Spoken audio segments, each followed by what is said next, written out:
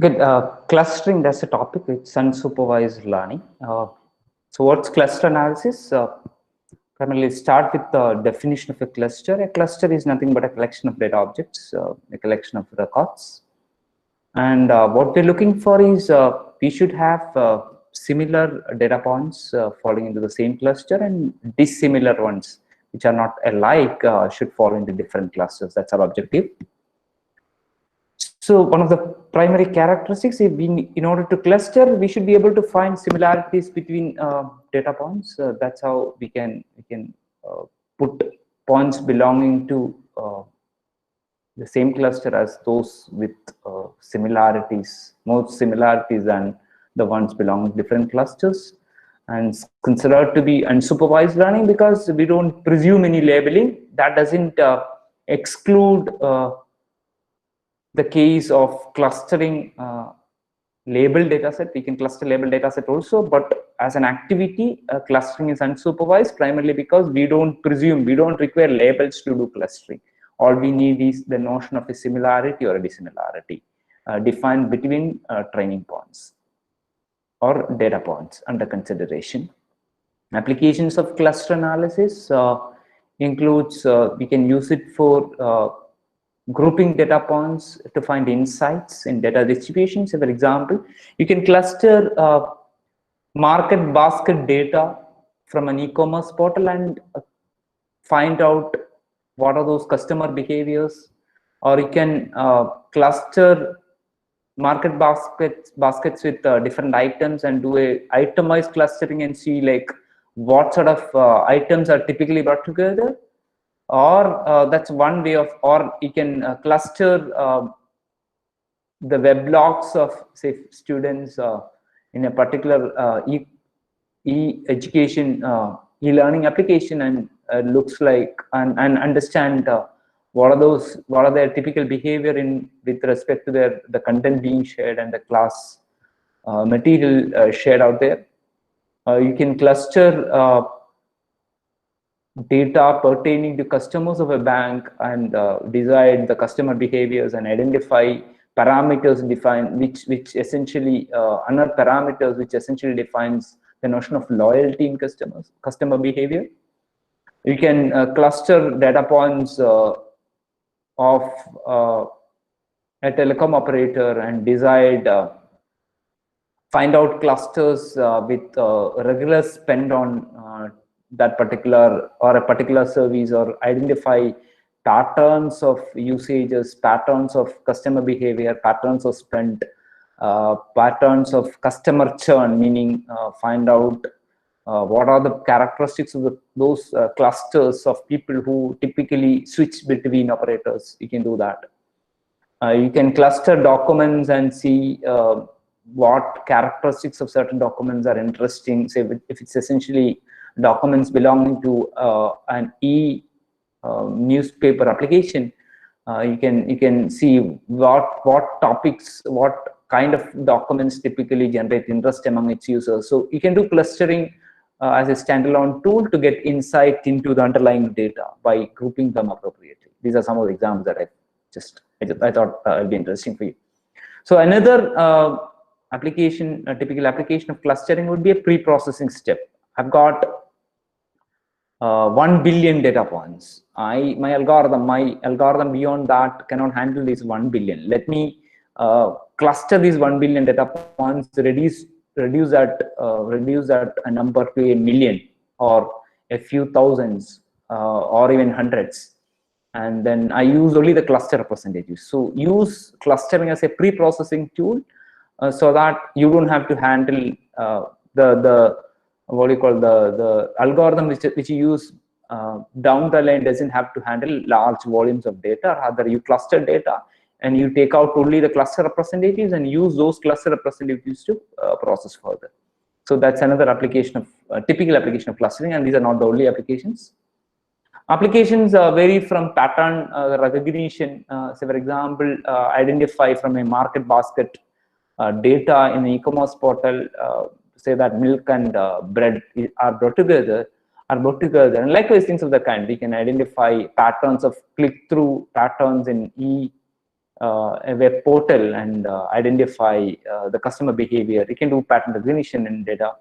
You can do spatial data analysis. You can actually like cluster data belonging to different geographies and identify what you call soil types, which may be useful for cultivating a particular kind of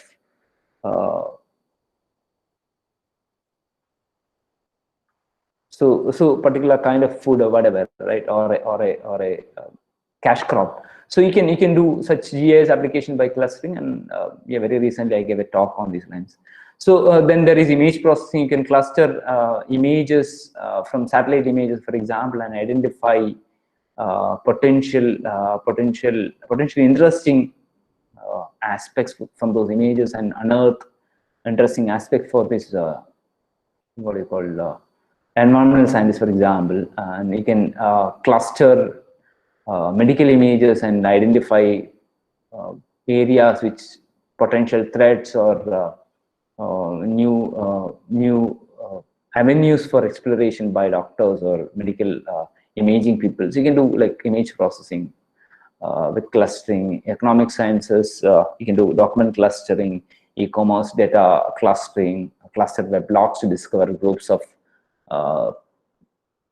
people or customers and their behaviors, identify their behaviors. And likewise, you can do a lot of things around clustering. So these are some of the applications. And marketing, you have applications or discover distinct groups of customers. So this is called market segmentation. You can do market segmentation clustering. You can, the entire set of market customer related data available, you group them into segments or groups, disjoint or overlapping groups, and then identify characteristics, and your promotional strategy will depend on the customer segment that you're addressing.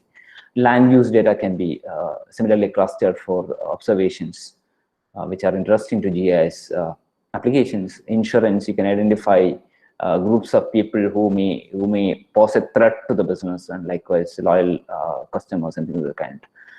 You can do ranking around them. And then city planning, you can do again GIS kind of applications. And earthquake studies, we will have, these are some of the examples you can do. Like it's up to your imagination how clustering will be useful in different contexts.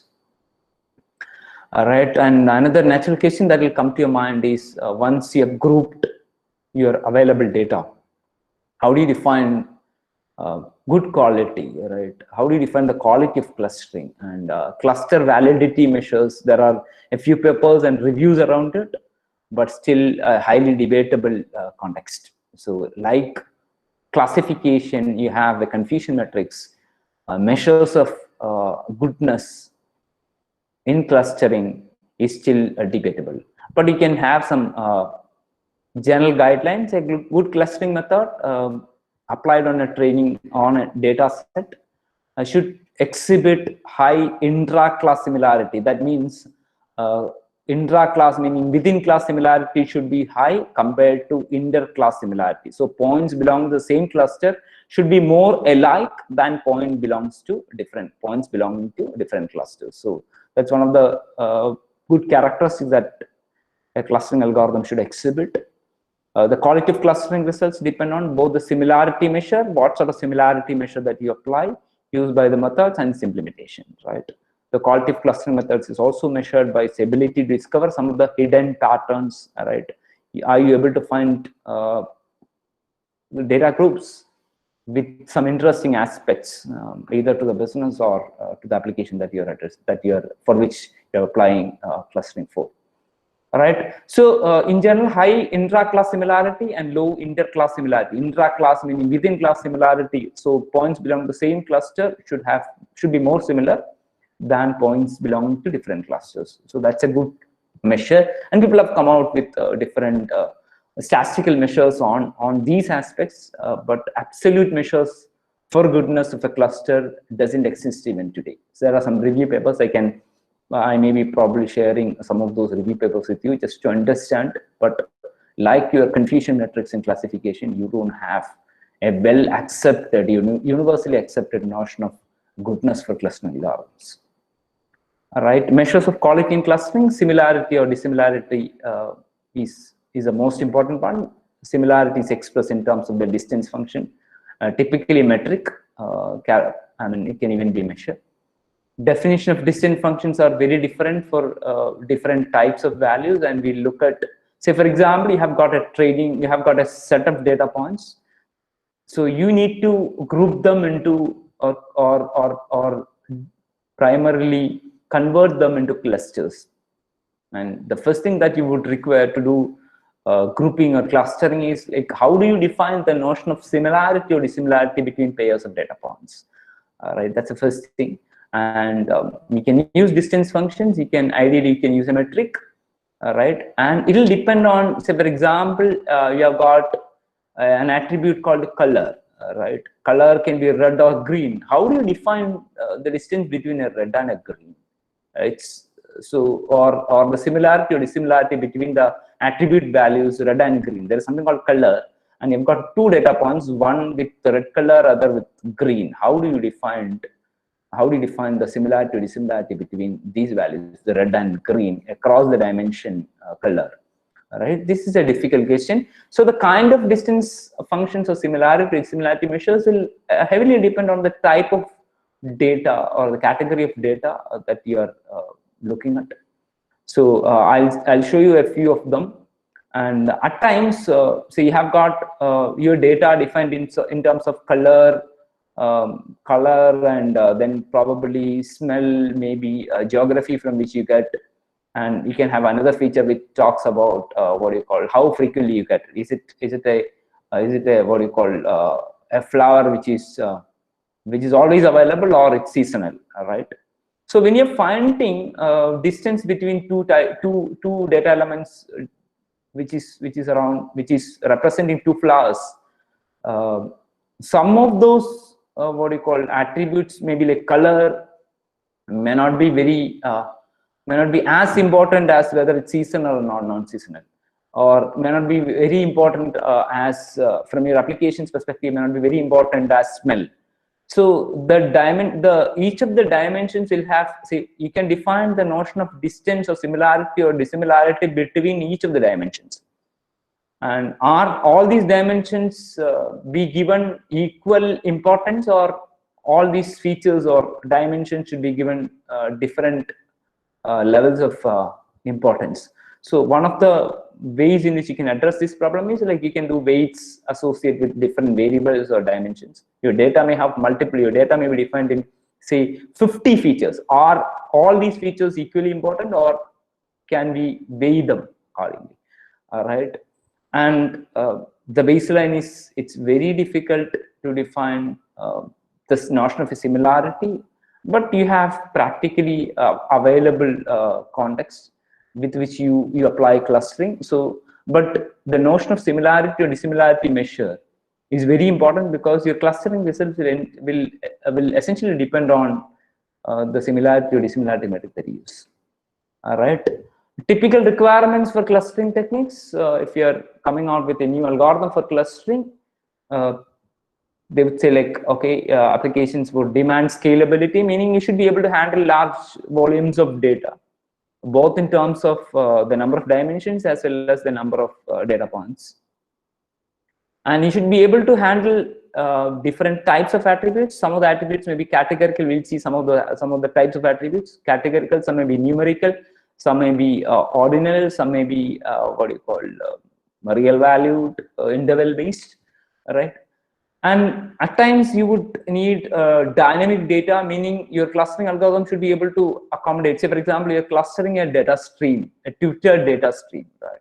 New data gets in, your algorithm should be able to compute the corresponding similarity, dissimilarity for the incoming points, and keep adding to the cluster, or what you call defining or refining the notion of cluster representatives.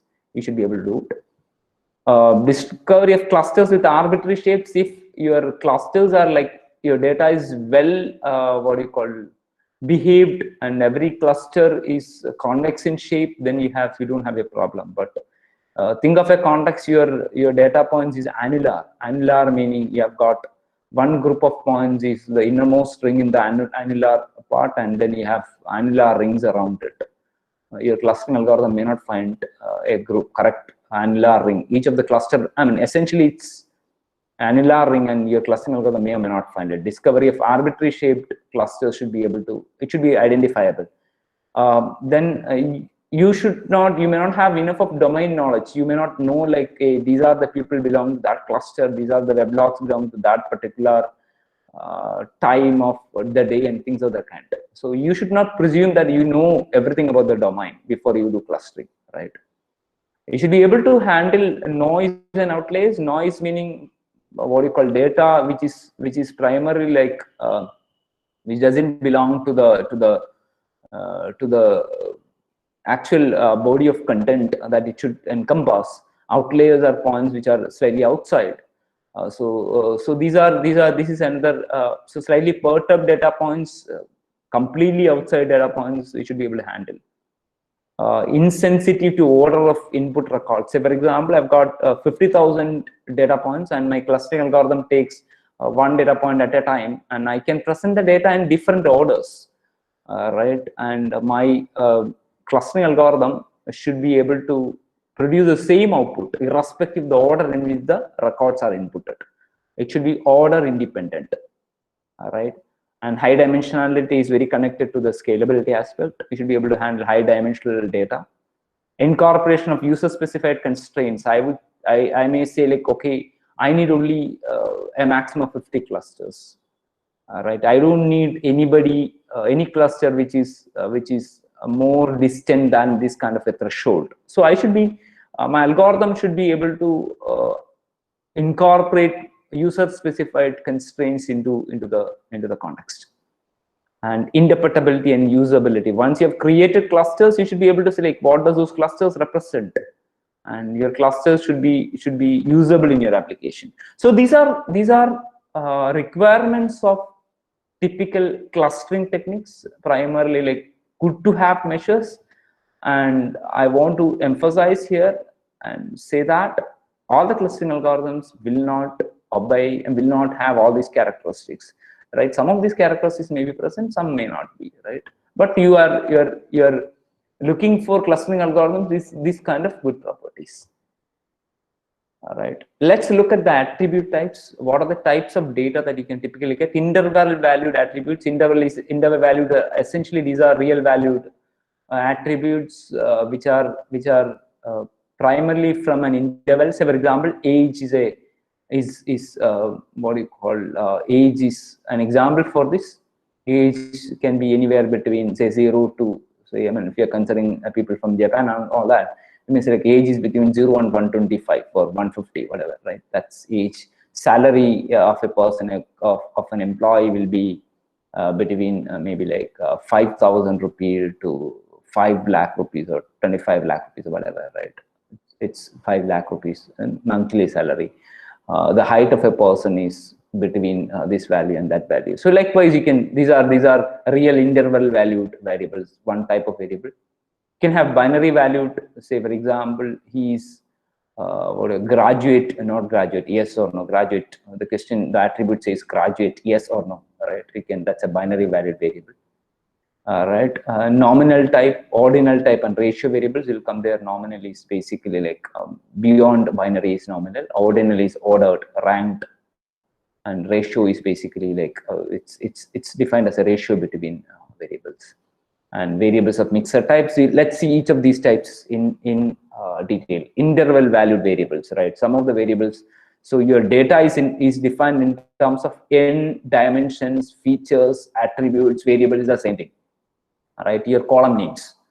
Interval, it's a real interval valued variables. So the first thing that you need to do when you get an interval valued variable, you should be able to calculate the mean absolute variation deviation. So what you can do is you can find the mean of those values. So you have got the data point, you can find, so in that dimensions age, you can find the mean age, and you can what do you call the absolute, you can actually like kind of the mean absolute deviation of this particular dimension. And then what you do is you can standardize the measurement. So it's equivalent to it's normalization. You can also do it with measures such as standard deviation, but mean absolute deviation based standardization is very normal.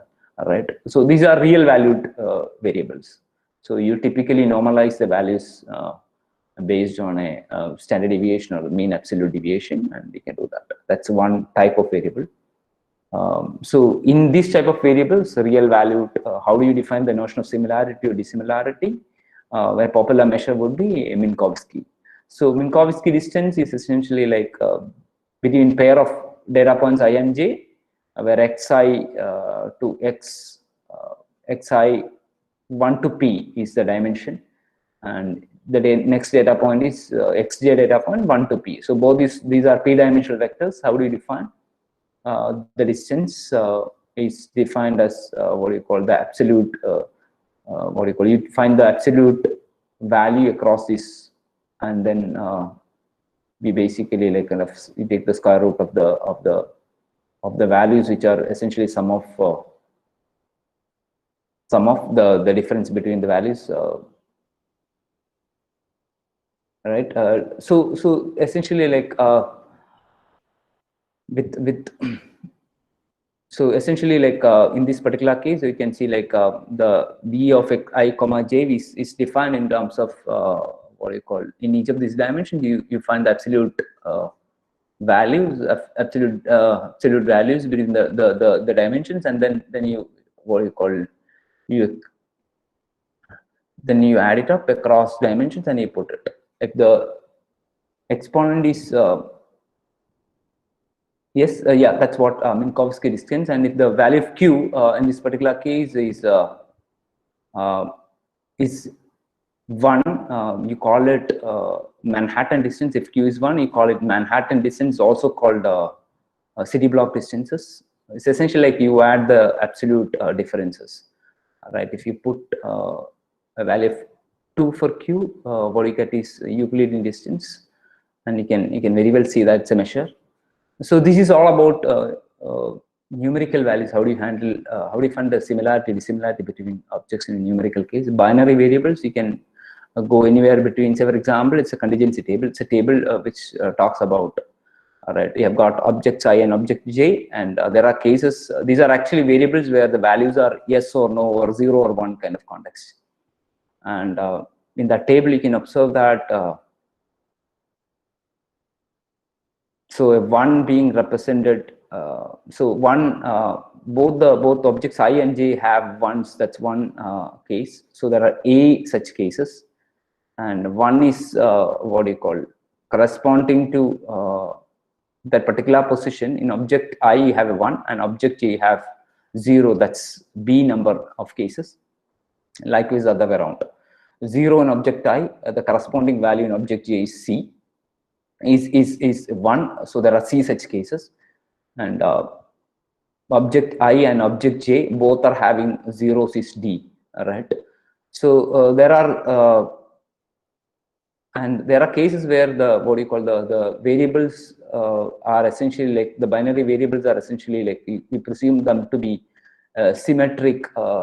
So if they are symmetric, then the things are easy, meaning distance measure is symmetric, then you say like you can count the number of it's essentially a distance. You count the number of differences, say 1 being represented and the other object as in the position of a 1 the other object has a 0, or in the position of a 0 the other object has a 1. So you compute, you sum up those differences and divide by the set of all what do you call combinations, right?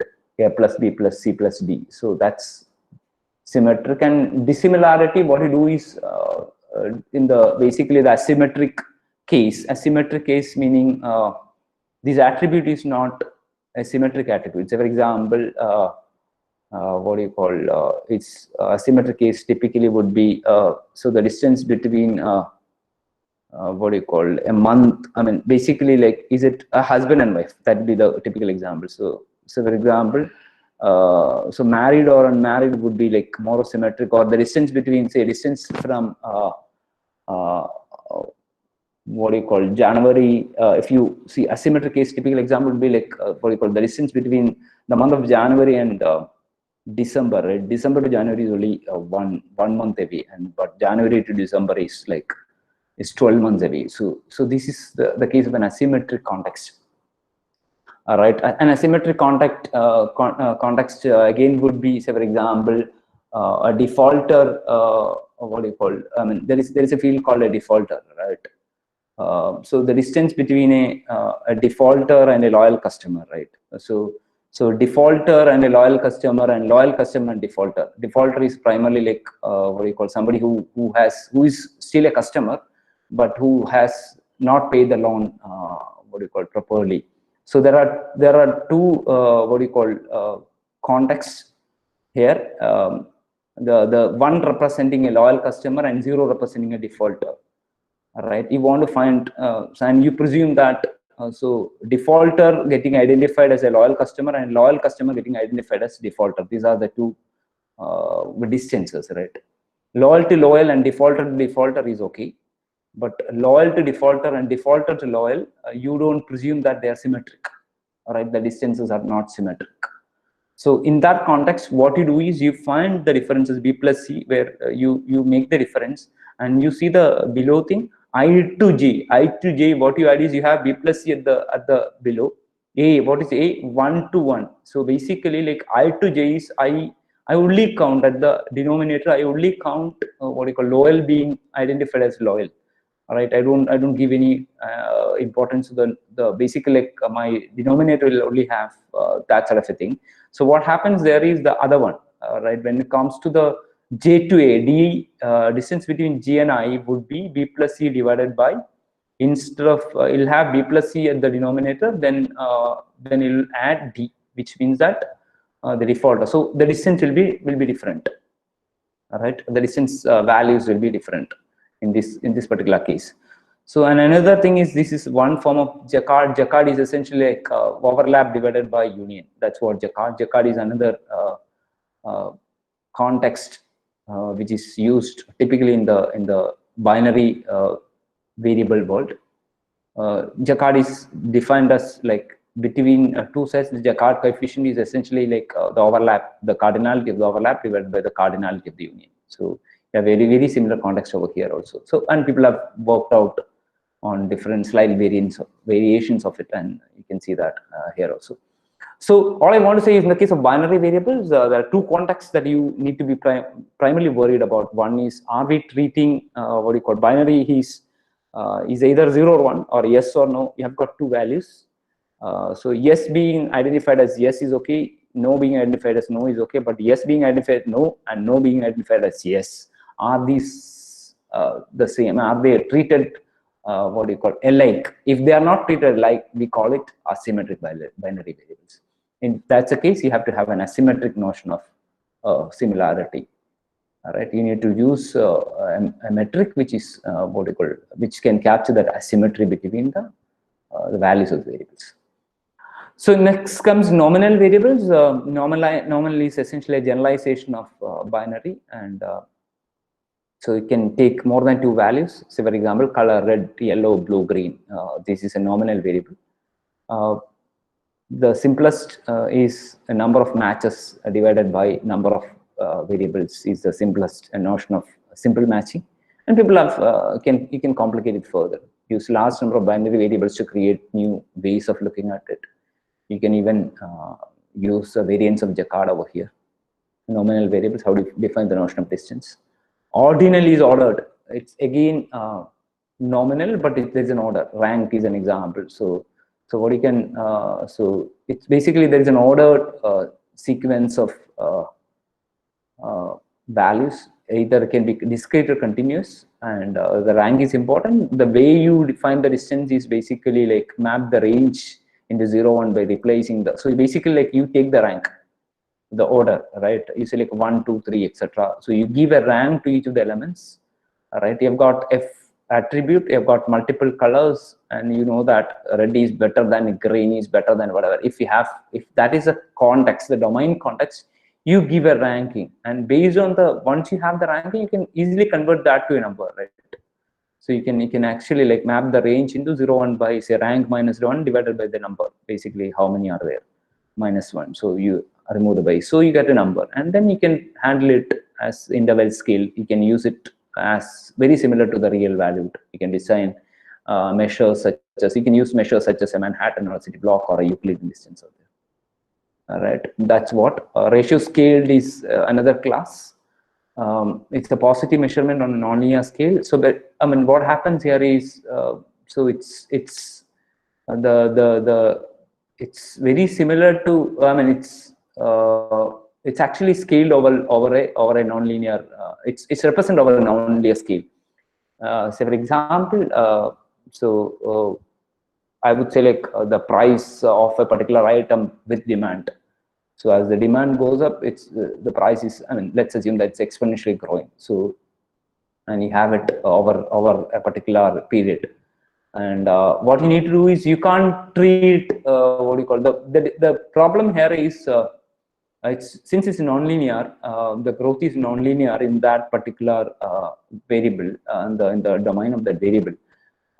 So what happens here is, you can't treat the distance between a 10 and 20 alike as similar to a difference between a 10 and 100, because there is a nonlinearity. What you typically do is, you have to you have to represent these values in something like a logarithmic scale. So you convert your data into something like a logarithmic scale, and then you treat them as real valued or whatever, right? Interval valued variables. So that's how you, if the species, if the representation species of the particular, the domain of that particular variable is nonlinear, you have to bring it to bring something like a what do you call, logarithmic scale, and then bring and apply computations over there. All right. Then there is mixer type, meaning you have that binary, you have what do you call, categorical, you have, I mean, nominal, you have real valued, and things of that kind, multiple types. How do you address this? You typically combine those variables. So you've got 50 dimensions, and each of these dimensions will have a different type. From your domain knowledge, you should be able to identify certain weights for each of the dimensions and then use those weights. That's a typical way. So mixer type, you weigh them. So see in this formula, what you see there is, you have a delta ij. Delta ij is essentially the weight. Weight is either an expert given weight, or you learn the weight from what do you call it, from the available data. So you can use something like a I mean, if it's a decision making context, you can use something like a logistic regression kind of an algorithm to learn a weight on different contexts. Say, for example, if certain words are more important than certain other words in a spam detection context, right? You can actually, like, from the word frequencies, you can count the word frequencies or the frequencies of those words which are interesting from the spam context, and then put weights accordingly. So certain words, presence of certain words would be weighed more than certain other words. So this is one way of people have attempted regression-based methods, and typically all these weighing mechanisms are either expert givens or domain given weighting, or yeah, you can devise mechanism for weighing of what do you call, the dimensions, primarily like the dimensions, or is the distance is computed. Essentially, all I want to say is, you need the notion of dissimilarity or similarity, right? Vector valued objects, the moment it becomes vector valued, for example, document vectors. The most used measure of similarity would be cosine similarity. Cosine similarity is a dot b divided by norm a into norm b. So x dot y divided by norm x into norm y. All right. Tanimoto is a variant of it. You can see the equation of Tanimoto distance. All right. All right, and then comes the distance between. So these are distance between pair of points. And how do you define? You have got two clusters, two groups of points, right? I've got two clusters of points. Can I define the notion of a distance between clusters of points? That's another question that people have asked. There are multiple ways to look at this problem.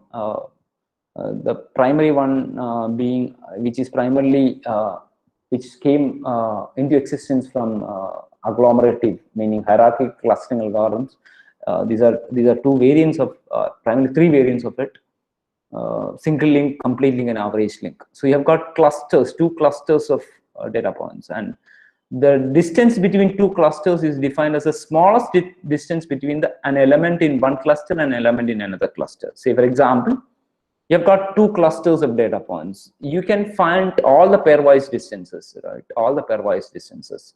And the smallest distance among the pairwise distance will be considered as the distance between the clusters in single link cluster, single link approach.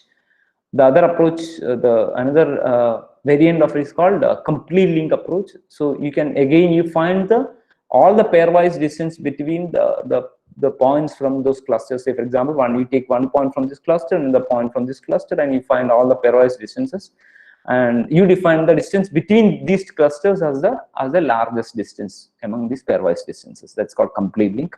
Average link is, as the name suggests, it's the average distance between the pairwise distance between the cluster elements.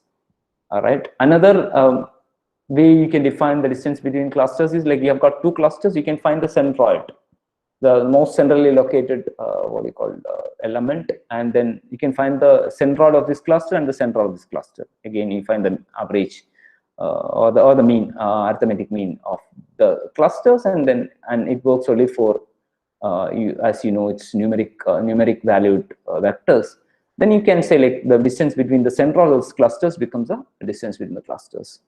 Another way of defining the distance would be midoid based distances. Midoid meaning you find the most centrally located element, the midoids of this cluster and the other cluster, and distance between the midoid will be defined as the distance between the clusters. So you may need it, at times you may have to define the notion of distance between clusters, and this is how you define it.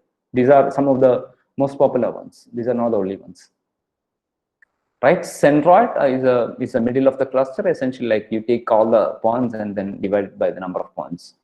And this is some of the definitions. And radius is basically like the square root of the average distance from any point to the cluster with centroid. So, for example, radius is basically like you find the distance between, say, TIP is a point belonging to the cluster, and corresponding the centroid, you take the square of the distance, you add it up and then average it out and take the square root. So it's called the radius, and diameter is defined like this. Basically, like diameter is you find the distance, average mean square distance between the pair of points. So between the centroid and the point and the average, square root of the average distance is called the radius, and square root of the average mean square distance between any pair of points. Primarily the all pairs of points is called the diameter of a cluster, right, typically. And as you may have already observed, all these kind of measures typically make sense in a convex context. Yeah, it makes sense. Otherwise, say, for example, if you are looking at annular clusters, right, one cluster is this, right, another cluster is above that, another annular ring, another ring, third cluster, and the fourth cluster is this. If you take the centroid based representation, every centroid will be here at the center of the annular regions, right? And none of these things would maybe like diameter may make sense and radius may make sense, but it's all about what if centroid becomes a representative, everybody will have the same centroid, right? If the annular is so symmetric, right? So some of these measures are, these are most of the presumptions on clustering, or the early algorithms in clustering presume that they have convex shaped clusters, which may not be realistic in all scenarios, right? Right, let's look at a few clustering approaches. So clustering is essentially a grouping of data points. You need a similarity or dissimilarity measure to group data points, and there are multiple approaches. These are some of the approaches which is represented in your outline. I thought I'll just introduce some of them. Partitioning based approaches, hierarchical approaches, and neural network based approaches. Right, partitioning based approaches, as the name suggests, it's a partition of the entire data set. You have the data set and you divide them into n partitions, right? You partition them, disjoint groups, right? Typical algorithms in that category are k-means algorithm and k-means algorithm that we are going to see today. And then there is hierarchical approaches. I don't think that is being represented in your syllabus, but I thought just for completion, I thought I'll just introduce that also. One such method, Agnes, we'll see today. It's basically like you can actually create hierarchy of clusters. That's a hierarchical approach. We'll see that. And then I'll also introduce you to a neural network-based approach for clustering called self-organizing maps. It's also called Kohanen's SOM, Kohanen self-organizing map. That's the name of the researcher who came up with this particular approach, KSOM or SOM, self-organizing maps. All right, let's start with partitioning based approach. of clustering algorithm. So construct a partition of a data set D into D of n objects into k clusters. That's what it is. So you divide, you create k partitions of the entire training data of the entire data. All right. And your agenda is, once you have a representation for the cluster, you want to minimize the sum of square distances between your representative and the point to which you are assigned. All right. Let's start with an algorithm and come back to this slide. K-means algorithm is a big example. K-means algorithm. K-means meaning you have a data set. I want to cluster this data set into k clusters. K is given by the user. I want to cluster this data set into k clusters, right? And these are k means, right? Meaning I represent, my clusters are represented by the mean of the clusters, right? That's hence the name k means. K is given by the user. So we want to partition the objects into k known empty subsets, right? We want to represent each of the cluster by its mean or centroid of the cluster, right? Mean point of the centroid of the cluster, right? And every point will be assigned to its nearest mean, right? Its cluster representative will be the mean, and every point is said to be assigned to its nearest mean, right? That's a approach. K-means algorithm. Let's see how does it work, right?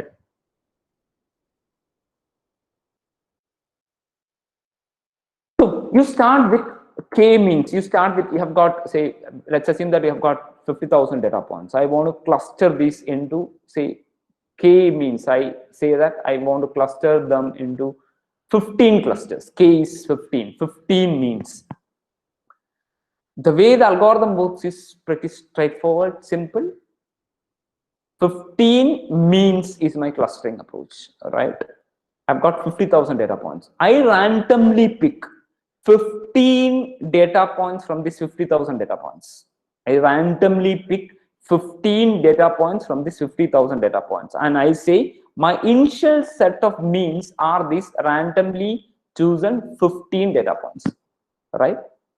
Once I've chosen these 15, these are my starting means or centroids. So these represents my 15 clusters now, right? Now in the 50,000 data points, I will find for each of the data point in that 50,000 data points, I find the nearest member of this cluster centroids or cluster means. I take the first point from the 50,000 data points. I find which among these 15 points I'm the closest to, right? I'll find the closest mean to me as the first point. My first point and the closest mean is identified. All right. I assign that point to the closest. The first point is assigned to the closest mean. Right. I take the second point. Second point may become closest to the fifth mean. Third point may become closest to the 12th mean. Fifth point may become closest to the first mean, and likewise for all the 15,000 points, I do a cluster assignment. So I randomly choose 15 cluster centers or means to start with. I assign every point to one of these cluster means based on the distance, basically the similarity or dissimilarity. I assign to the closest, the most similar ones, right? Now I've got all the 50,000 points assigned to this 15 clusters. What do I do next? So first cluster, first mean that my original representative may have got, say, 67 points assigned to it as the closest one. I can find from the 67 points, I can recompute the mean. For the next cluster, second cluster, I start with some mean, but now I got what you call 276 data points assigned there. From the 276 data points, I can recompute the mean. Likewise, I recompute after one assignment, I recompute all the means. Right now, I got a new set of means. I've got new 15 means or new centroids. 15 centroids I've got. Now, what I do? I can again assign all these 50,000 points one by one to each of the new 15 means. Right. I keep doing this as many times. I keep assigning to these clusters, recompute the mean, again assign the clusters, recompute the mean. I can keep doing this. How many times? I can do this as many times I want. That's one stopping criteria. I say I do it 30 times, right? I do it in 30 iterations. Another measure stopping criteria can be, I can actually, like, at any point in time, I've got a set of points assigned to a mean. I can compute the measures of, I can find the measures such as the distance of every point from my, right, for the second cluster, there's a centroid and there are points assigned to it. From the points and the centroid, the current centroid, I can find how much I am away, how much the points in the second cluster are away from its centroid. So I can compute the distance between every point at its centroid, right? I can average it out. I can do it for every cluster. So I can add it up over clusters. I can find the average distance between a point in a cluster and its centroid, and I can add it up for all the clusters. So I get a measure of, if my agenda is to make sure that the distance between a point and its centroid, its representative, should be minimized to the extent possible, right? So one of the stopping criteria can be, like, if the distance falls below a threshold, I can stop. Or else every iteration, I've got one set of assignment made. I've got the clusters computed. I am doing a fresh assignment of these 50,000 points, right? Again, I'm considering the 50,000 points. I'm trying to reassign. I recompute the mean. I see that my means doesn't change. When will that happen? The means will not change at a context, in a context where none of the points here may have changed its membership. The clusters has not changed, which means that even after the new assignment, the clusters are not changing, right?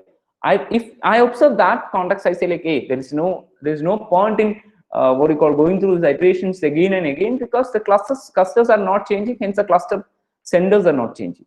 If that is the case, I can also stop, right? Which means that no data point is switching between the clusters with a new assignment. So this is the basic idea of k-means algorithm. I start with randomly chosen k-means.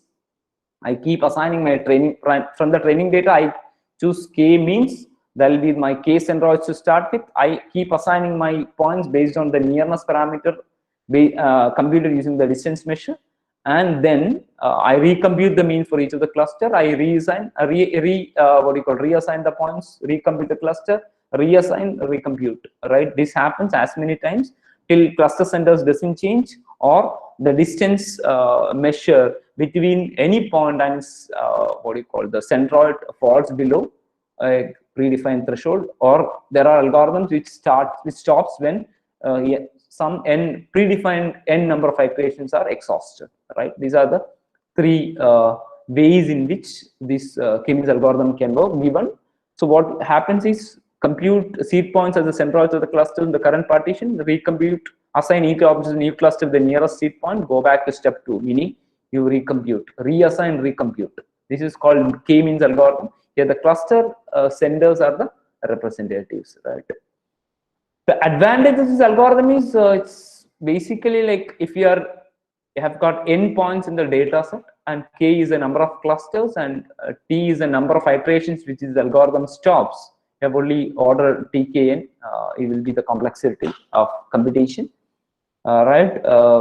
Yeah, but you can apply this algorithm only when the notion of a mean is defined. K has to be specified by the user. Right, you have got noisy data. Say, for example, you may see that all you are using your marks are distributed. Most of you are around, maybe like in a answer book which is valued in the range 0 to 100. Most of you are around 60. Somebody is some one or two people, you call them outliers, they are at 99. What will happen is your mean will shift towards the outlier, right? So mean is not robust to outliers. So that's one problem. And I've already told you about non-convex shapes. Say, for example, you have annular clusters, and your k-means algorithm, all your means will be at the center, right? If you have non-convex shaped clusters, k-means may not be a good choice. You end up getting nonsense representatives.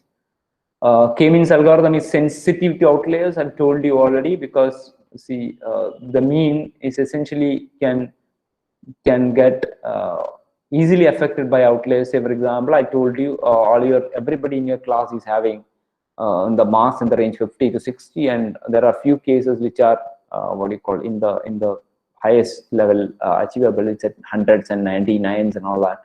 So mean will be like your class mean may be like 76, but majority of you are in the 60s, right? So because the 76 is observed primarily because you have a few people at the 100 side, all right?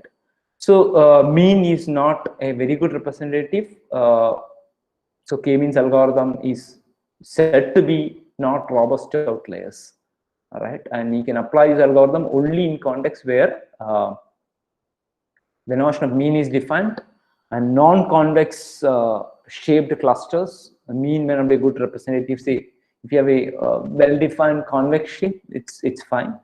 But a non-convex shaped cluster, then you have, say, the typical example would be, I mean, the typical classic example would be annular clusters. You've got annular clusters, and these are all real valued variables. But what happens is, like, all the, I mean, this is one cluster, and this is another cluster, and this is a third cluster, and all the means will be at the center, which means that any point, I mean, the assignment won't be correct, and what is going to happen is you end up getting crazy shaped clusters. You will not find the properly formed annular clusters.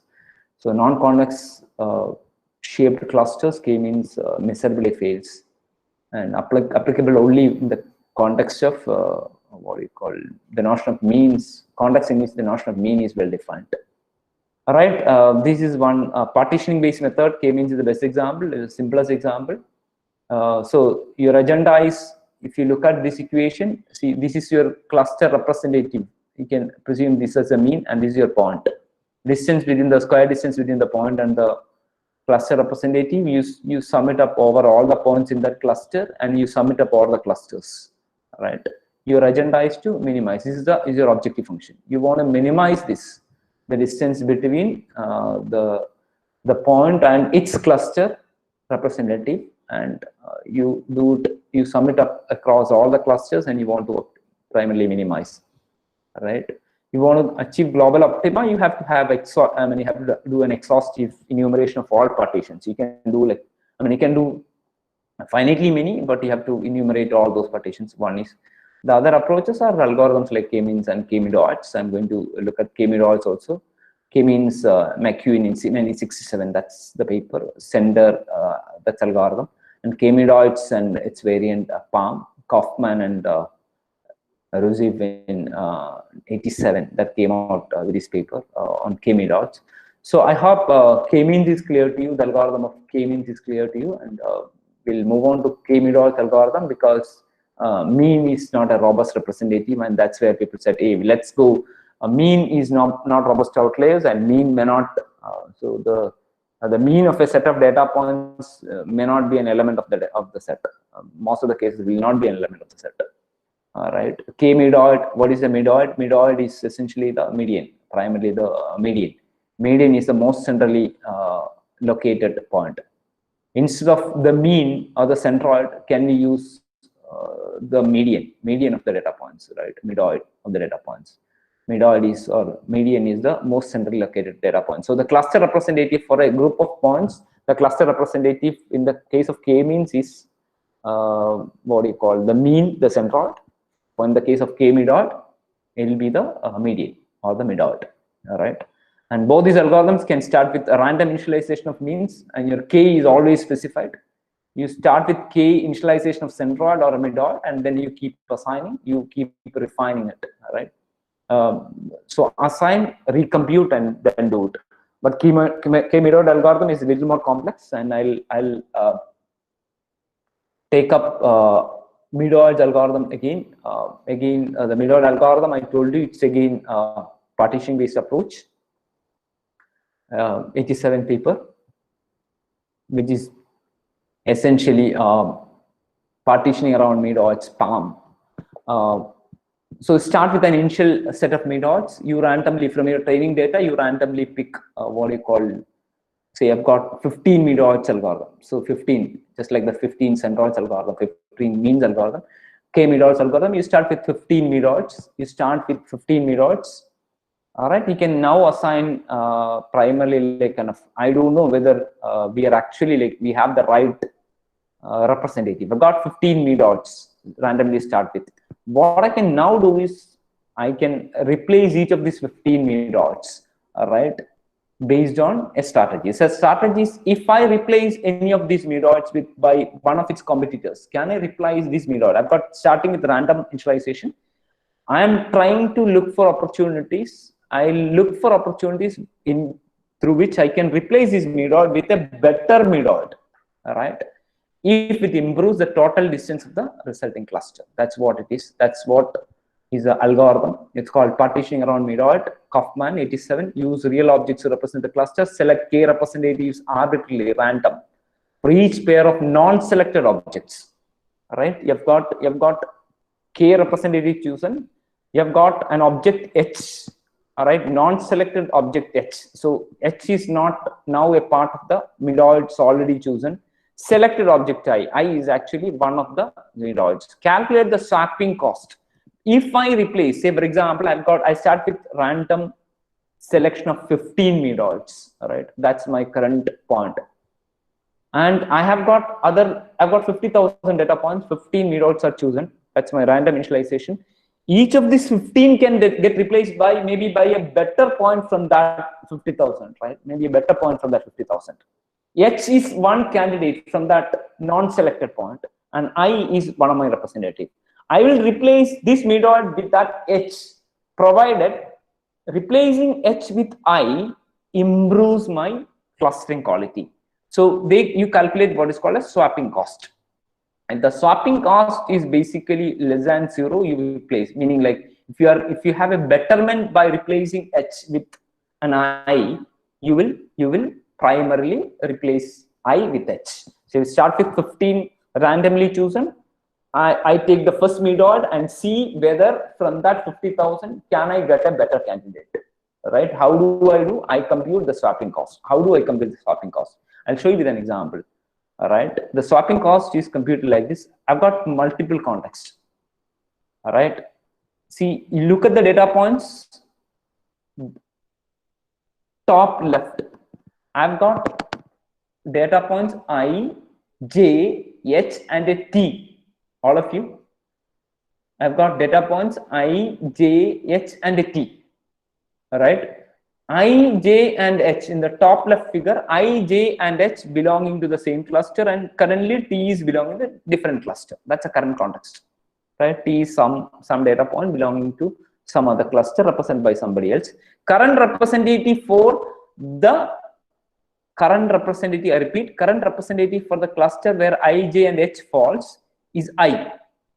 What I am trying to see is, if I replace I with an H, will it improve? All right, so I need to compute the total swapping cost.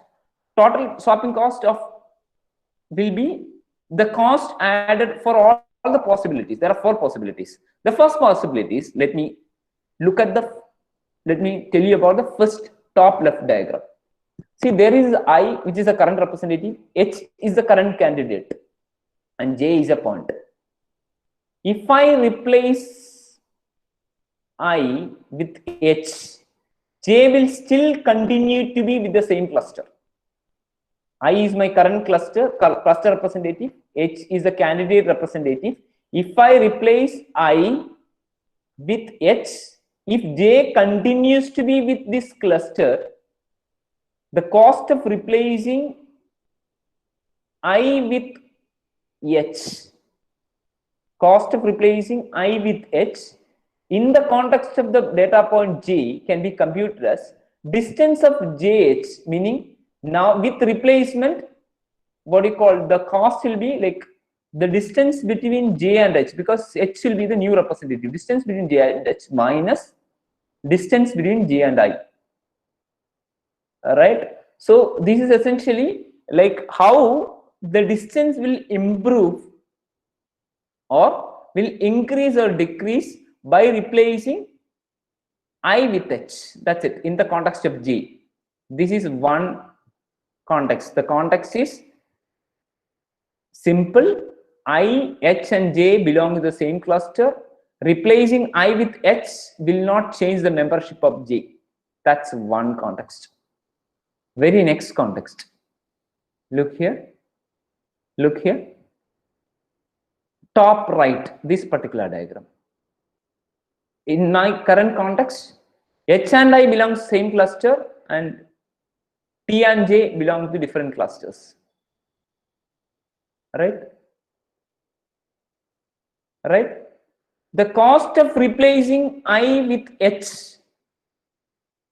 if my point under consideration is J, the contribution of from J when I get replaced by H will be 0 if, see, J is not at all in this particular cluster, he is in some other cluster. So I consider only points in my current cluster. When replacing, see, I getting replaced by H, I is the current representative, it is getting replaced by another representative in the same cluster. If that's the case, points outside the cluster doesn't get affected, doesn't contribute to, right? Will not affect.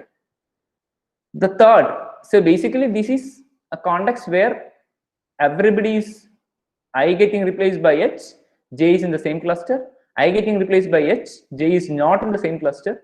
Look at this context. What are the other two contexts to be considered? I consider points within my cluster.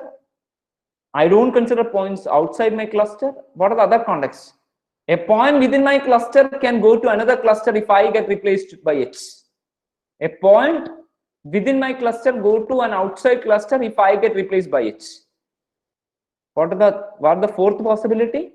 A point outside the cluster can get absorbed into my cluster if I get replaced by H. These are the four possibilities. First possibility is a point remains in the cluster if I get replaced by H. If I get replaced by H, doesn't affect J, an outside cluster point is still an outside cluster point.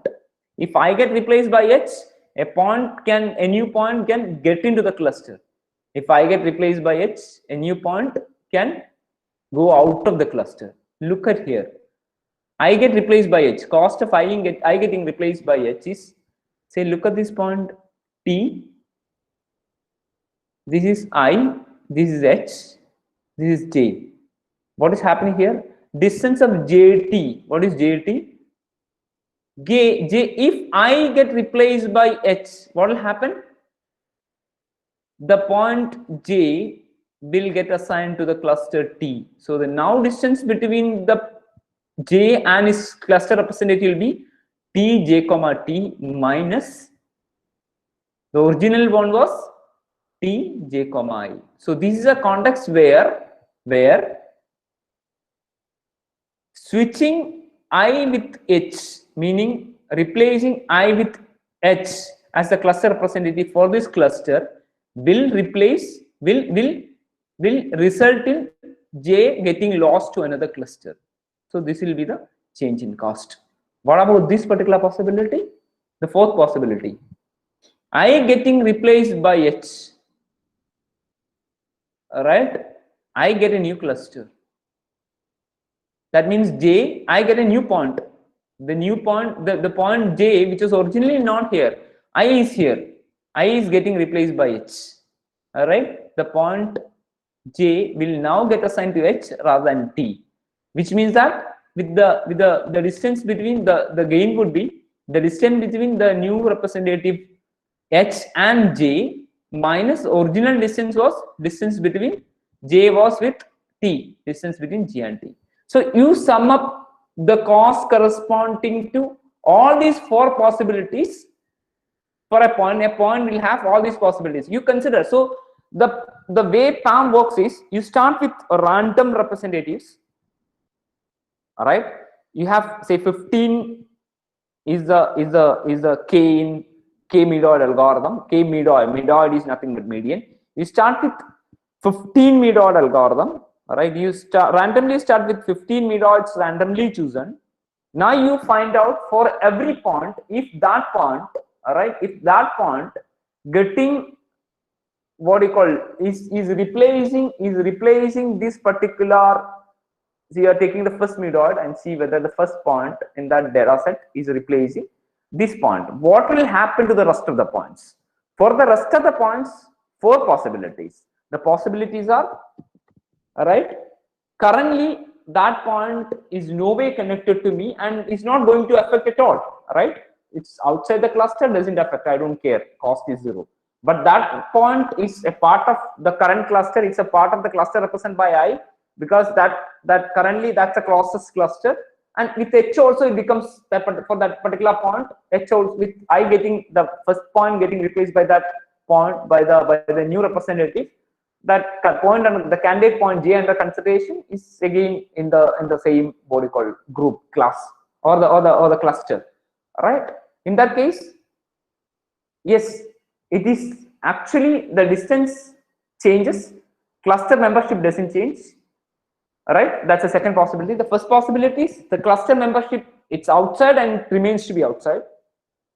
It's inside the cluster and but the distance changes. The third possibility is a candidate point was not with me, but with the new swapping, the candidate point becomes a member of my cluster. And the fourth possibility is originally the candidate point was with me, but with the swap, it goes out. So you consider all the 4 possibilities, you compute the corresponding cost, you add it up, and that's how the total swapping cost is decided. And if the total swapping cost is basically like if the cost becomes less than 0, meaning what you say you improve over the current cluster, you basically like replace. Then you assign, you can do it as many times, and the stopping criteria can be very similar to K-means algorithm. You can either stop the algorithm on a number of iterations, or you can stop the algorithm based on the measure of goodness. That means you don't observe any change in cluster memberships. In successive iterations, you stop there. That is PALM, right? Partitioning around midodds. And a sampling-based version of partitioning around midodds is called Clara. It's basically you have large volume data sets. How do you, I mean, you must have now observed that K-means algorithm, K-midodds algorithm is much more computationally difficult or intensive than K-means algorithm. And that's one of the reasons why K-means became very popular. So what people have attempted is, rather than you attempt, say you have got a billion data points, let me take what you call 10,000 data points as a sample, and I apply PAM on each of the samples, and I do like I randomly choose samples and apply a PAM in each of these, and then I combine the what you call the representatives. And such an algorithm, such a variant of PAM is called Clara. It draws multiple samples of the data sets, applies PAM on each sample, and gives the best clustering as output. So basically, like so far, I found these kind of representatives, and this was the best representative so far. So that's what it is. Best in terms of the cluster quality. Cluster qualities, distance between the sender, any point and its representative added up over the cluster. That can be a good cluster quality measure. Weakness is efficiency depends on the sample size. Good clustering based samples will not necessarily represent the entire. So essentially, like you've taken a sample only, and you do apply clustering on the sample data points. So essentially, you'll have all the difficulties with typical sampling based approach. So Clara is one of the practical approaches of PAM. Sampling based PAM is called Clara. 1990 it came out, this paper. That's what it is. That's about partitioning based approaches. And I think we'll move on to hierarchical clustering now. Hierarchical clustering is there are 2 types of hierarchical clustering.